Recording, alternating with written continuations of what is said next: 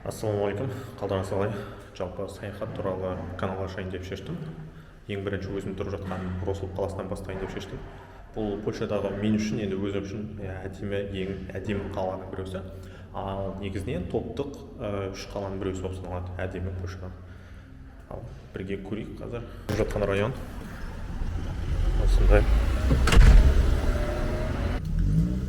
осындай әдемі ғимараттары бар. Жалпы қазір трамвай күтіп тұрмын. Бұл Польшада жалпы барлық қаласында, не тек Вроцлавта ғана емес, бүкіл Польшаның бүкіл қаласында, қалаларында, жалпы ауылдарда трамвай, автобус, жалпы қоғамдық көлік өте жақсы дамыған. Алматыда да, бізде Қазақстанда да бар, қателеспесем, мына жерде қанша уақыт болғанын көрсетіп тұрады. И және тағы несі бар? Программасы бар. Қанша уақытта келетіні трамвайдың. И автобустарда да көрсетеді, телефонда дұрыс көрсетіп тұр ма? Мысалы 7 минуттан кейін келеді деп тұр, қазір 6 минуттан кейін трамвай күтіп тұрмын. Жалпы орталыққа өте жақын тұрамын. Менің районым, қазір тұратын район. Жалпы орталыққа 8 минутта орталықта боламын. Трамвайлары өте жақсы негізі.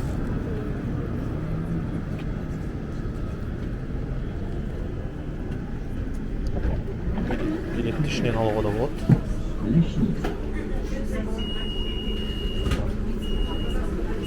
Картамен төлеуге болады. Бәрі трамвайда бола бермейді. Польшаның тек осы Вроцлав қаласында. Кейбір қалаларында да болады негізі. Айтпақшы сіздерге тағы бір көрсететіні. Мына жерге билеттер. Мынау мысалға аяғына дейін, басынан аяғына дейін. Бірақ андай студент еместерге, студенттерге өте жақсы қолайлы жасалған Польшада. Егер сіз 26-ға толмаған және студент болсаңыз, 230 злотқа аласыз билетті. Ал егер студент болған болсаңыз, онда студент емес болсаңыз, онда 4-6 злотқа аласыз. Мінеки, егер және 15 минуттан алуға болады студент еместерге. Сіз студент емессіз, жай адамсыз, 3 злот, 20 злот, 15 минут аласыз. Ал егер студент болсаңыз, 1-6 злот аласыз. Сенбі, жалпы бүгін адам көп орталықта. Жалпы сіздерге айтарым, шетелге шыққан кезде, осындай қоғамдық көліктерге отырған кезде міндетті түрде билет төлеп жүріңіздер, өйткені штраф өте үлкен көлемде. Мысалға билет бағасы 200 злот тұрса, сіздер егер билетсіз ұсталған болсаңыздар, онда 40-50 мың теңге төлейсіздер де. Сондықтан осындай штрафтарға ұрынбас үшін қоғамдық көліктерге отырған кезде міндетті түрде төлеп жүріңіздер. Осы орталық уже басталады. Рынок дейді. Жалпы бұрын рынок болғанда, бұрын базар болған жер ғой. Мына жерде. Қазірде де болады ол. Мына жерге қыста будка қояды да. Андай ағаш нелерші үйлер қояды, кішкентай. Жалпы жаңа жылда. Жаңа жылға жақындаған уақытта. Егер жаңа жылға жақындаған уақытта болсам, осы Вроцлав қаласында түсіретін боламын. Жалпы Польшада жүргеніме өте көп уақыт болды. Елге қайтатын уақыт келді жалпы. Сондықтан жаңа жылға дейін қалмауым бұл қалада әлі белгісіз. Жалпы бірақ өзім қимаймын бұл қаланы. Өзім 6 жыл тұрдым бұл қалада. Жүрегім өте қатты жақын. Ал видеоны осы үшін де бір жағынан түсіріп жатырмын. Осы қаладан бастайын деп өзім тұрып жатқан. Әйтпесе тағы да уже 7 мемлекетте болдым. Әлі де алдыға уақыт әлі де шығатын болам басқа мемлекеттерге. Бірінші немді алып алайын деп жатырмын. Әлі уақытша азаматтық дейді. Орысша айтқанда ПНЖ дейді ғой. Соны әлі алған жоқпын Польшаны. Негізі дайын. Андай кезекте тұру өте қиын болып тұрды қазірше. Ұзақ тұрасың кезекте. Осы жақын уақытта алатын шығармын, бір 3-4 күннің ішінде. Алғаннан кейін Европаның бүкіл қалаларын, бүкіл мемлекеттерін аралай аламын. Сондықтан қазір енді план бар. Хорватияға барсам ба деген. Жалпы өзіме Хорватия қатты ұнайды.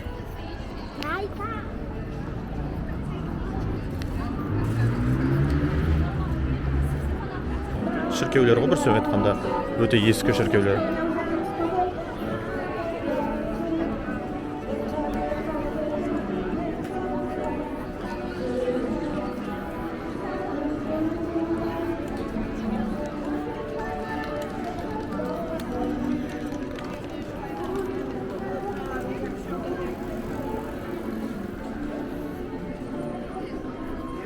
Жалпы әдемі көшелері.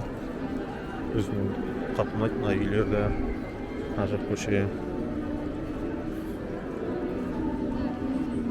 Вроцлав қаласы қала туралы айта кетейін, мағлұмат. Жалпы Германияға жақын, Германия шекарасына.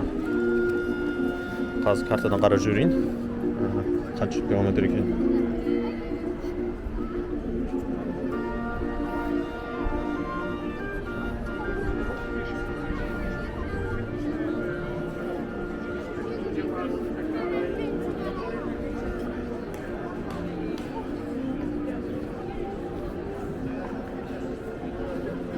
Германияның Дрезден деген қаласына жалпы 2 сағат 54 минутта баруға болады екен. 269 километр.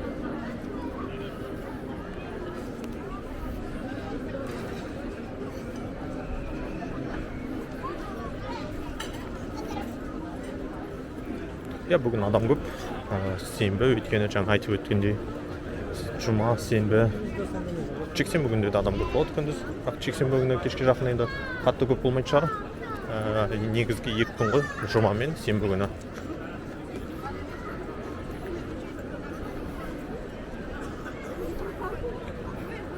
Туристер жетерлік жалпы.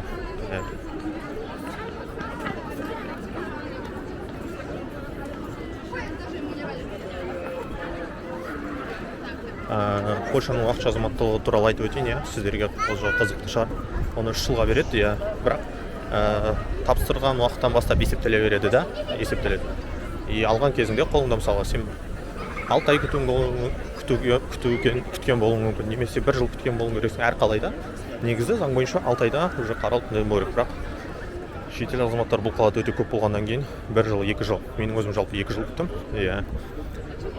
Сондықтан 1 жылдан кейін қайтадан тапсыруға тура келді. Өйткені алған кезде қолымда кішкене уақыт көбірек болсын. Сондықтан енді алып жатсам, алған кезімде 2 жыл уақытым болады жалпы.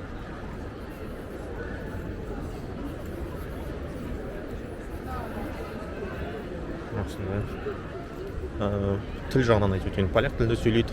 Бұларда мемлекеттік тіл поляк тілі, и сол бір тілде ғана сөйлейді, бірақ қазір Украинадағы соғысқа байланысты бұл жақта Украина азаматтары өте көп. Олардың бәрі орысша сөйлейді. Сондықтан орысша тілі де жалпы керек деген сөз ғой, бір сөзбен айтқанда ешқандай зияны болмайды.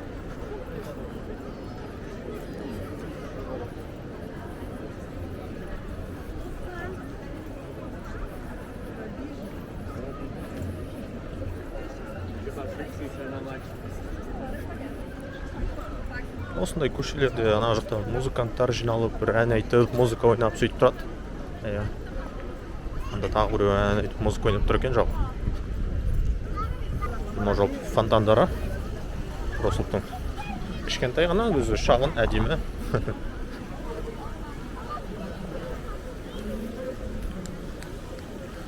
Бір сөзбен айтқанда осындай алаң ғой, төртбұрыш, бұлай екі жағынан адамдар бүйтіп айналып жүреді, үлкен.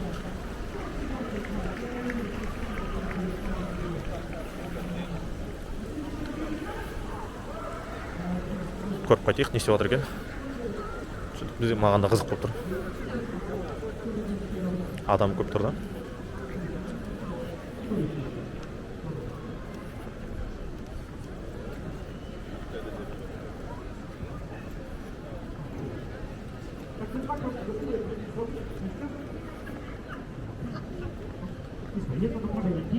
Ważne, wysoko, daleko od głowy, żeby sobie włosy. Nie, master. Nie tutaj. Trzymaj tak. Jak będziesz tak trzymał, będzie ok. Nie rób czegoś takiego, bo wieje troszkę w bok, żebyś się nie poparzył, dobra? Ja skakuję na górę i wytłumaczyć krok po kroku, jak będziesz mnie rzucał, żeby ani mi, ani tobie nic się nie stało, dobra? Cudownie. Tutaj.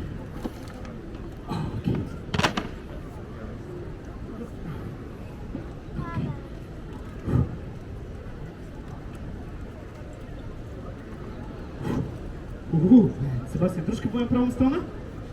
Nie, w prawą, moją ma? Okej. Jeden kroczek do przodu. Cudownie. Będziesz się rzucał pojedynczo, nie wszystkie naraz. Bardzo ważna rzecz. Tutaj, nie tutaj, nie tutaj. Tak. Hop, dobra? Nie tak, pionowo, dobra? Bardzo ważna rzecz. Uwaga do Państwa z tyłu. jeżeli by wam się wydawało, Mаған қарай że лақтырып jedna z tych жатыр ма, солай деп powodów отыр. leci w waszym kierunku, to wam się nie wydaje. Иә. Na 3 Sebastian, ok? Jak złapiesz w środku rączki, będzie łatwiej. Na 3. Raz, 2, 3. Nie, spokojnie. Trzymaj to wysoko w górze. Jak ją szybko podniesiesz, nikt nie zauważy, że spadła. To trzymaj daleko od twarzy wszystko. Ok, i od razu do góry płomieniem. Cudownie. Sebastian, to nie jest twoja wina. To moja wina, bo to ja cię wybrałem. Сенің кінәң емес дейді, бұл менің кінәм, өйткені сен таңдаған менмін дейді. Dostaniesz ogromne brawo od wszystkich. Dobra, jazda. Raz, 2, 3. Dajcie mu ogromne brawo. Druga tak samo. Ciutkę mocniej jeszcze, dobra? Raz, 2, 3. O, dokładnie tak. I ostatnia. Raz, 2, 3. Sebastian, stań po mojej prawej stronie. Twarzą do głośnej. Słuchajcie, bądźcie głośni. Nie dla mnie, tylko dla niego wykonał naprawdę ogromną robotę. Ja mam coś dla ciebie, za to, że mi pomogłeś. Trzymaj. Słuchajcie, ja się właśnie tak czuję, jak chcę od was dostać 5 dych na samym końcu. Sebastian, ja ci dziękuję bardzo serdecznie. Jeszcze raz dajcie mu ogromne brawa. Słuchajcie, pomóżcie mi w tym ostatnim numerze, podnieście wszyscy razem ręce do góry. Będę was pokazywał palcami, jak tego nie zrobicie. Wszyscy razem ręce do góry. Wszyscy O, podziałało. Wszyscy razem. Zrzuć to dziecko, ręce do góry. Wszyscy razem w moje tempo. Klap, klap, klap, klap.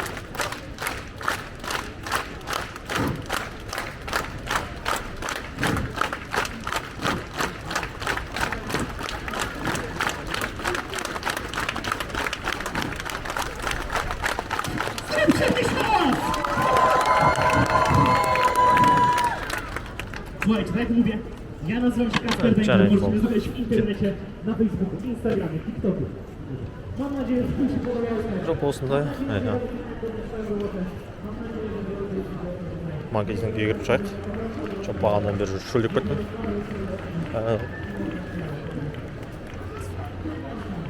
Жапка деген магазин көріп шығады. Жалпы бұл франшиза. Жалпы Польшада тұратындар бәрі біледі.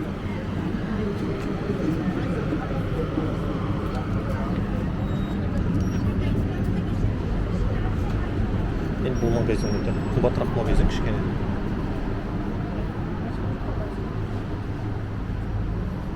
Бұндай қатты үлкен емес, осындай кішкентай шағын ғана, бірақ бағасы қымбатта, сол үшін де франшиза болғаннан кейін. Бір взводы 149 теңге. Енді өздеріңіз есептей беріңіздер, мына жердегі бағаларда.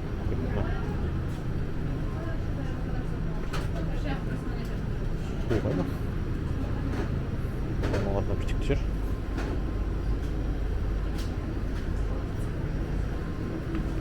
Тартықтердің бағасы. Жаңағыда айтып өткенде, қайталайын, бұл жерде баға қымбатырақ. Бұл жерде баға қымбат. Кролалардың бағасы. Мысалы, бір штугы 760, егер 2 штук алсаң 650. Өздерінің сондай кішкене қитыры нелері, болуқтары. Су барып жүрек, суын жақта.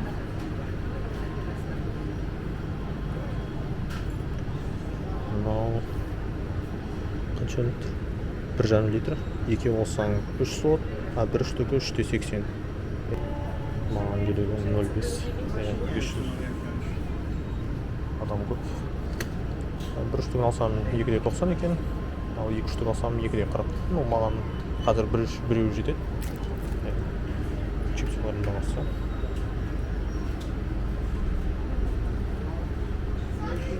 Үлкен бағалар всегда нелерін жазып қойған, андай 2 штук алған кездегі арзан бағаларын. Негізі бағасы 1 штук алсаң 950 злот па, ал 2 штук алғанда типа 8 злот деп тұр да. Адамдар енді егер оқымаса мынаны үстіндегіні, о арзан екен деп ала салады да, бірақ негізі 8 злот емес, бұл 9 злот 50 тұрады біреусі. Шығайық. Кішкентай болған. Самосулга бар, и клиенттерді қол өтеді. Маған самосулга, картам бар да, өзім.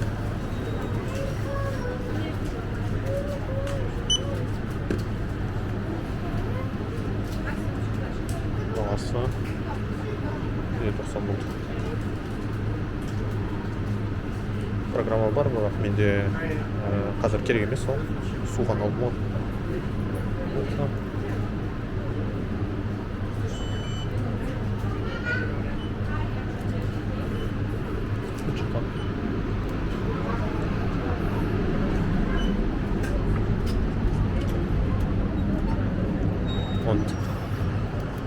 Жаңағы мен көрсеткен шіркеулері. Мен ан жақтан өттім, иә. Былай айналып, көшімді. Квадрат жасадым ғой, 4 бұрыш, иә. Бірақ қазір былай қарай барып шығам. Мына жақты көрдіңіздер. Иә. Мына жақты көрсетейін. Поляк тілі туралы айтып өтсем, тіл өте қиын тіл. Славян тіліне жатады. Орыс тіліне ұқсайтын сөздері бар арасында, иә. Бірақ көп емес. Өте қатты қиын біз үшін, иә, қазақтар үшін. Енді кішкене орысша білгеннен кейін біраз сөйлей аласың да, кейбір сөздерін айтып түсінесің деген сияқты. Бірақ негізінен біз үшін, қазақ халқы үшін поляк тілі өте қиын тілдер. И біздің тілде бұлар үшін өте қиын тіл. Гүл сататын жерлері. Гүлдердің бағасын көріп өтейік. Су ашамай қойдым. Штуктап сатады, иә. Бұлай томмен де алып алады, бірақ штукпен есептеле береді. Роза гүлінің күресі 7 злот екен. Злоты, 1 злоты 149 теңге. Мына темекі көшені түсірмей кетпеуге болмайды. Міндетті түсіру керек. Осындай әдемі жалпы. Туристер де көп екен. Бұл көшеде.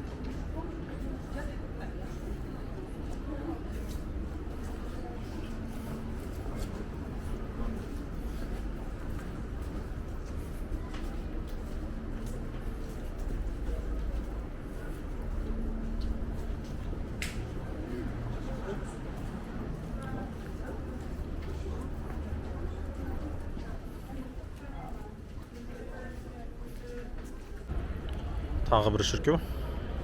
Жалпы шіркеу көп Польшада. Польшалар ұлты христиан болып келеді. Христианның ішінде олар екеуі католик көп, православный. Олар католик. Жалпы православтар өздері аз. Олар орыс халқы, украин халқы, белорус халқы.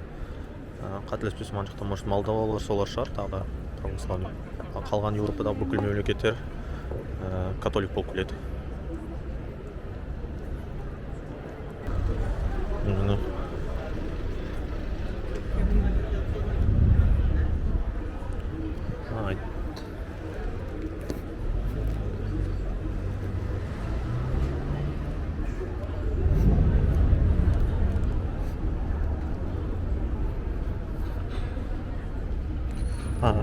Жұмыс жағын айтып өтейін.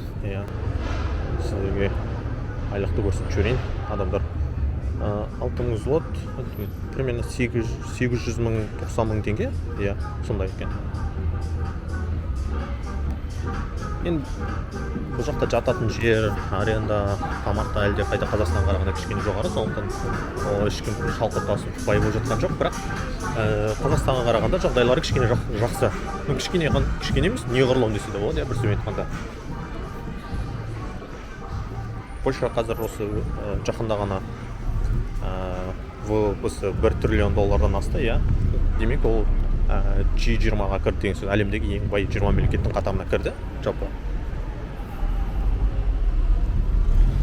Тар көшелер, бізге былай қарай жүру керек, сіздерге тағы көрсететін остров бар, ана жақта Томский остров дейді, жалпы оны арал ғой, бір сөзбен айтқанда. Бірақ ол қазір арал емес, мынау қаланың орталығы, осындай өзен өтеді, Одра дейді аты. Жалпы осындай кемелермен де жүруге болады. Бағалар ондай қатты қымбат тұрмайды. Теңгемен шаққанда 5 мың 6 мың шығар.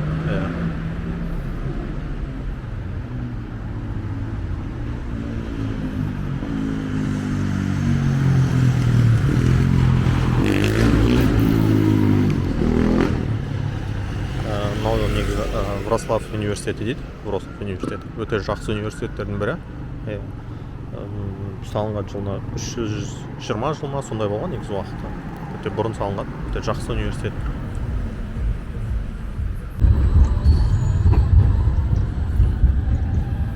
Алдыңғы жағынан көрдіңіз. жақсы университеттің бірі. Жалпы өзім туралы мағлұматты айтып өтейін. Осы қалада оқыдым, бакалаврды бітірдім. Қазір жұмыс жасап жатырмын. Енді Алла қаласа осы жақын уақытта елге қайтамын ба деген жоспар бар. Еуропаны бірінші аралап алу, тағы да біраз жоқ дегенде 7-8 мемлекетті көріп алу. Тағы да видеолар түсіріп осылай. Сосын елге қайтуға болады. Тағы да арасында елден шығып Еуропаны аралап тұруға болады. Мына жақ шашлық пісіріп, жалпы отыруға шығатын жақ. Мына жақ көріп тұрғандарыңыздар, қазір жақындатып жіберейін. Адамдар қазір көп отыр.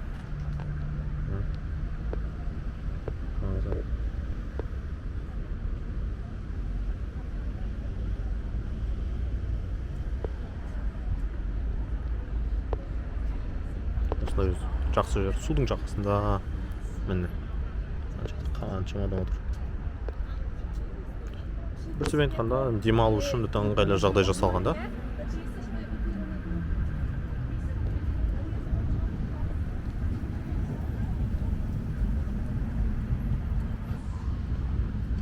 Міне қазір күн батып жатыр. Күн батып кетті негізінен. Осындай әдемі көрініс.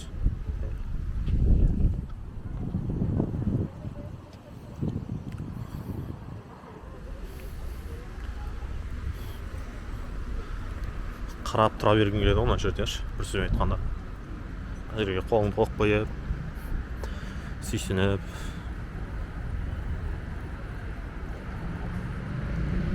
Ана ғимараттарға қарап қойып бүйтіп. Жалпы Еуропада туризм өте жақсы дамыған. Сонысына мен бұндай не берем да, респект та, құрмет көрсетемін. Ақша көп түседі туризмнен негізі. Қазақстанда да жақсы дамып жатыр, бірақ ағаларының құлағын алтын сырға, туризмді дамытайық. Жалпы ақшаны аямау керек, бір сөзбен айтқанда, жол, туризм саласына ақшаны қою керек та. Андай бос болмайтын дүниеге кетіріп керек емес. Андай ақша нағыз түседі, табысы бар деген дүниеге салу керек. Ол Қазақстанда қазір болашағы бар, ол туризм. Андай мұнай немесе қазба байлықтар болсын, олар мәңгілік емес та, бір күні бәрібір бітіп қалады. Ал егер туризмге салатын болсақ, ол ешқашан өшпейтін дүние. Жарайды, жылжиық ары қарай.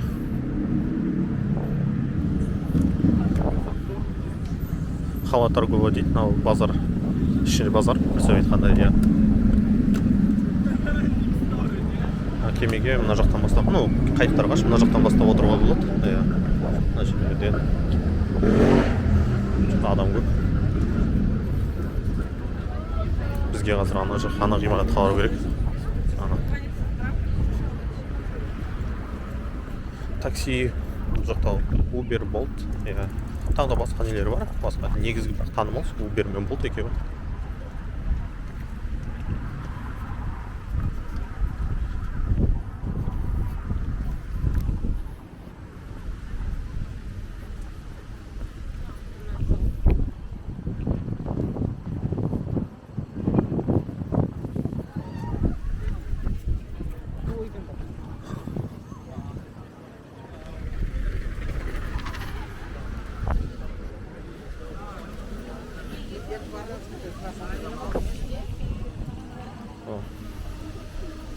Кешкі жел соғып жатыр ма?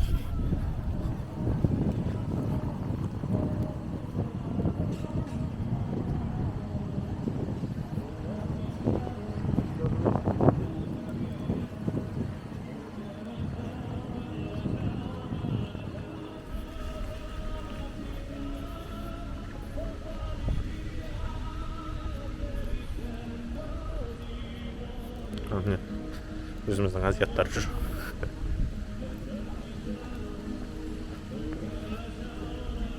Туристер көп бұл қалада.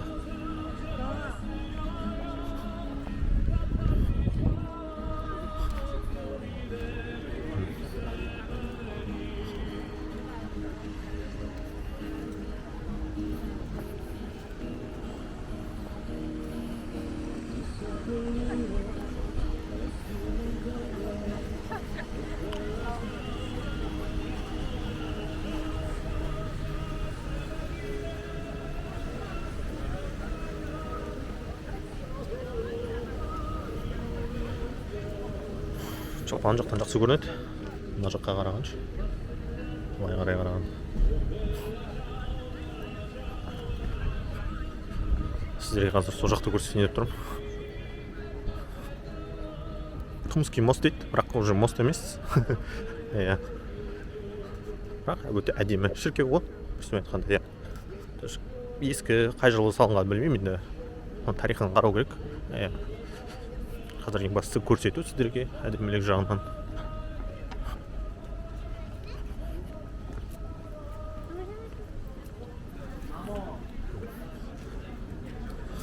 Адам көп екен бұл жақта да өте.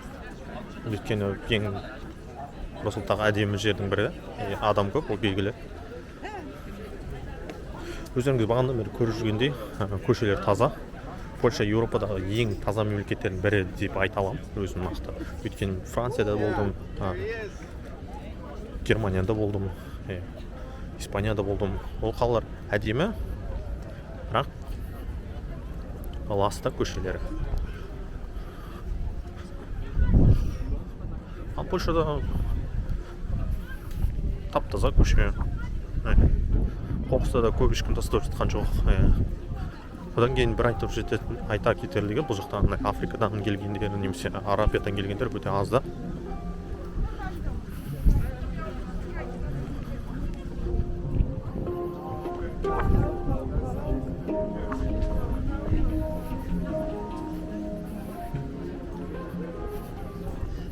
Осы көшеге қайта келгім келе береді ғой.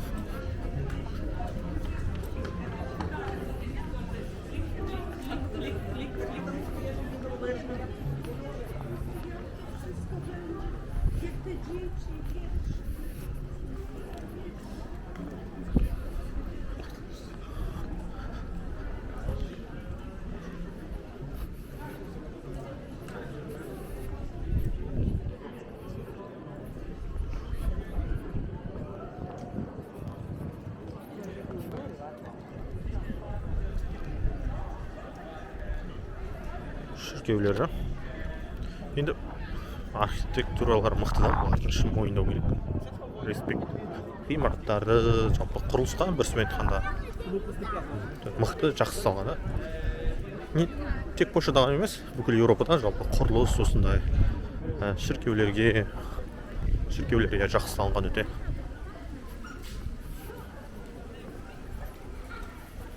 Әр қалада өзінің ерекшелігімен ерекшеленеді. Шіркеулер бір қалада басқаша дегенде бүкіл Еуропадағы жалпы.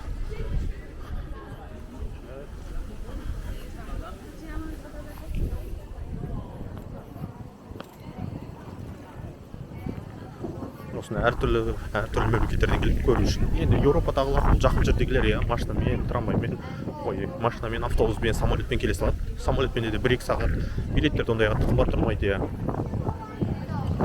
Ал басқа мемлекеттен, алыс мемлекеттен келетіндер де бар да, арнайы осы көру үшін осы жерлер. Осы шіркеуді көру үшін, осы қаланы көру үшін келеді.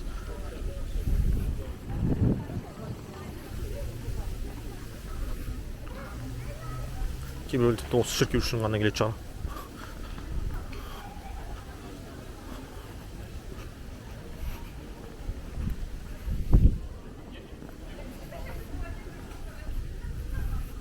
Әрине, бұл қалада көретін жерлер әлі де көп.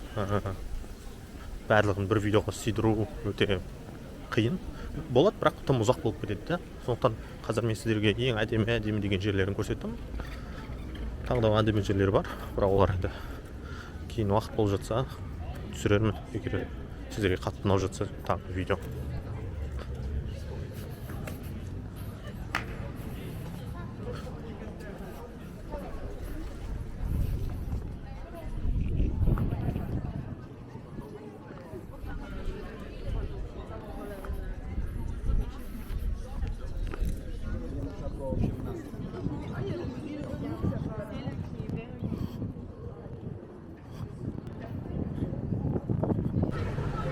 Түндегі уақыт осы. Осылай болады. Адам көп.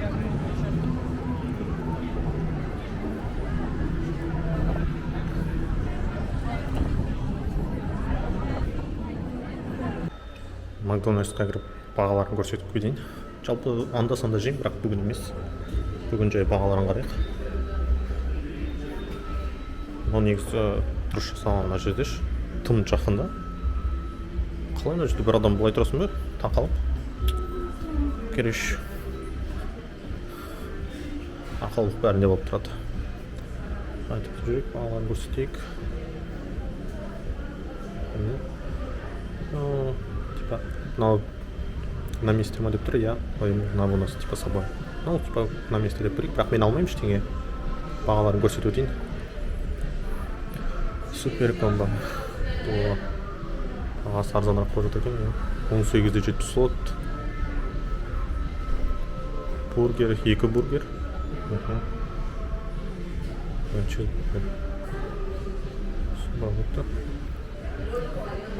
Жаңалары. Зестав типа. Зестав дегендегісі бұлардың коласымен, фриктеймен бірге болатындар. Бағалары болады негізі, жалпы қатты қымбат емес. Бұл жақта сағатына төлейді, Польшада 1 сағатына. Сіз студент болмасаңыз 25 сот табасыз, ал егер студент болсаңыз 26 жасқа дейін 30 злот 50 грош табасыз.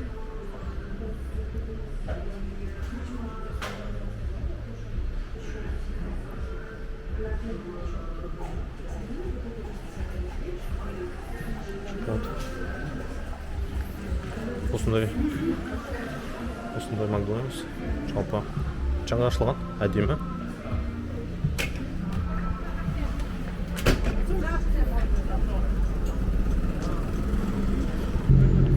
Мына жақты көрсетіп өтейін.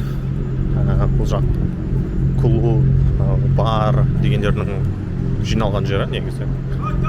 Қазір адам аз, жоқ десе де болды, өйткені 7-ден 45 қана кетті да.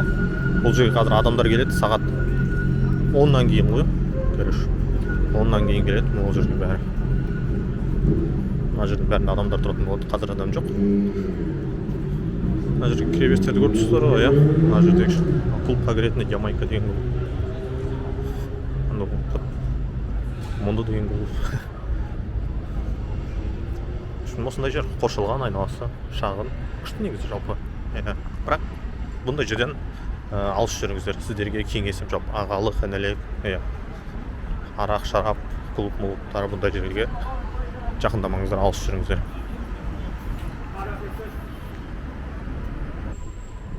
Сіздерге супермаркетке көрсетіп кетейін бағаларын. Бұл Бедронка деген супермаркет. Жалпы Польшадағы ең арзан супермаркеттердің бірі.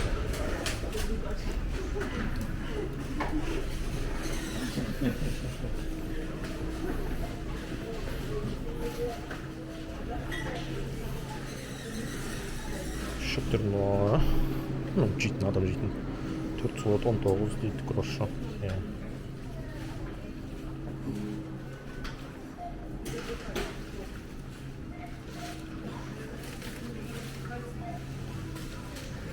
Виноград дейді. Виноградың 100 мың, 100 мың 600 злот екен. Қазір не болып жатыр екен? Скидка болып жатыр екен, 53%. Оның бағасы 9 злот. Жарайды, бұлар жеміс-жидектерді көрген шығарсыздар, бағаларын, қарбыздың бағасы қанша? 2 злот дейді килограммы. 60% скидка болып екен. Картошка еді. Алмаларды көріп өтейік, 5 злот дейді. Алма жақсы Польшада. Польшада алма көп.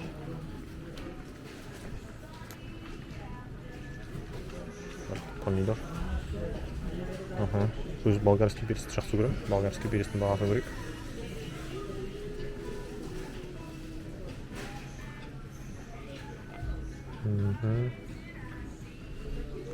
Какой сладкий. Болгарский деп жазып тұрған жоқ, бірақ перес деп тұр. Бағалары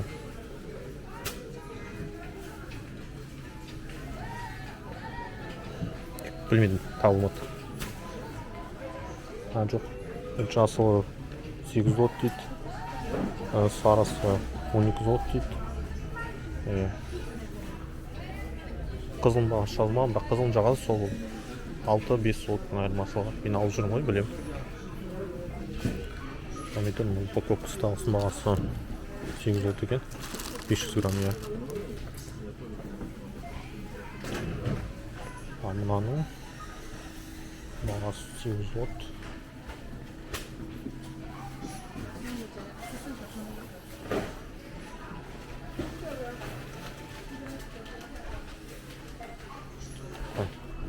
Өзіміздің картошканы қарайық.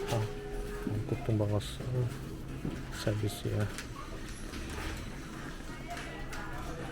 200 граммда 5 злот екен. 1 килограммда тоже қоршалғаны 6 злот. Ну, упаковкасы 6 злот.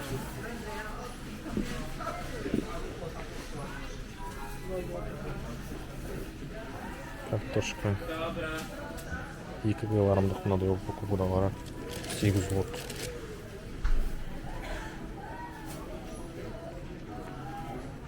Килограммен тұратындар да болатын, бірақ бүгін жоқ екен мына жердегі бедампер.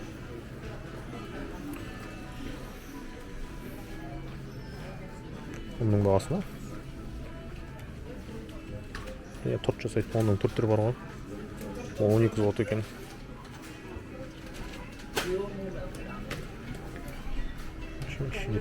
Тәтті-мәтті анау мынау деген сияқтылар. Осы шықты бағасы бөлек, иә. Маңызды дүниелердің бірі сол. 439 дейді 1 литр. 639 дейді 1 литр. Йогурттар 1 злотта 90 грош дейді.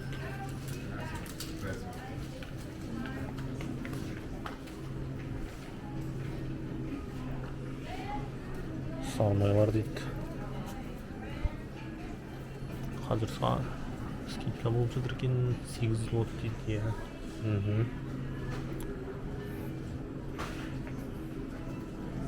Аңайның шошқан еттері, бірінші бағасына қарап өйткен жоқ. Тәтті-мәттілер 7 злот, 839 шоколад, мынадай шоколад, Милка, жақсы шоколадтар. Бағасы 8 злот, иә. Мында үлкендері бар. Үш нән шоколадтарымыз бар.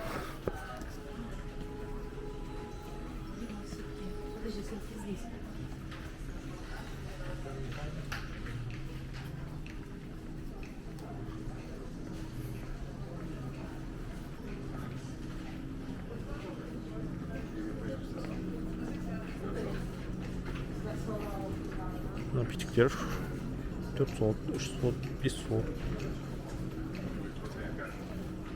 Сулар, иә. Сулар көріп дейік. Жаңа мен алған, шапка деген алған. Мына жерде ол 2 злот 15 грош тұр екен.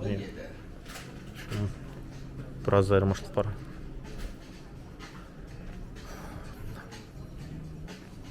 Туалеттің демаларды қарап өтейік. Өте керек дүние. 11 злот 49 грош дейді. Нормально. Вот. Пиво бар. Оның бағасына қарамай қой, ішпейтін болғаннан кейін. Косметика, шаш боятын, анау шампунь Head & Shoulders 20 злот.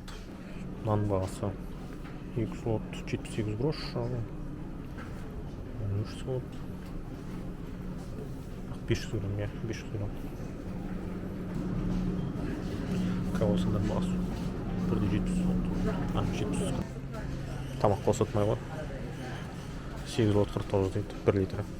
Жұмыртқаның бағасын көрсетейін сіздерге. 20 тал. Бұл био екен. 22 злот. Арзанырақ olur.